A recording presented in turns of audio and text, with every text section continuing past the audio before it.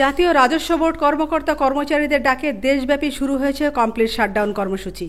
এর ফলে রাজধানীসহ সারা দেশে কাস্টমস, ভ্যাট ও আয়কর অফিসে সব ধরনের কার্যক্রম স্থবির হয়ে পড়েছে। বন্ধ রয়েছে আমদানি রপ্তানি কার্যক্রম। শুধুমাত্র আন্তর্জাতিক যাত্রী সেবা কার্যক্রম সচল রাখা হয়েছে। সকাল থেকেই ঢাকার আগারগাঁওয়ে রাজস্ব ভবনের সামনে জড়ো হতে শুরু করেন এনবিআরের কর্মকর্তা কর্মচারীরা। সকাল 11টা পর্যন্ত সড়ক জুড়ে ছিল তাদের দৃশ্যমান উপস্থিতি। কর্মসূচি ঘিরে অতিরিক্ত পুলিশ সদস্য মোতায়েন ছাড়াও রাখা হয়েছে সাজোয়া যান।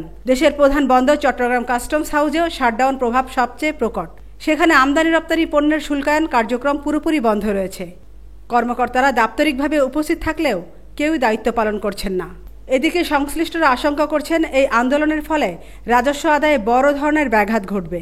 পাশাপাশি আমদানি রপ্তানিতে জট তৈরি হওয়ায় দেশের অর্থনীতি ও রাজস্ব ঘাটতির উপর তা বড় প্রভাব ফেলতে পারে। আমিনা ইসলাম, নিউজ ডেস্ক, আজকের সংবাদ।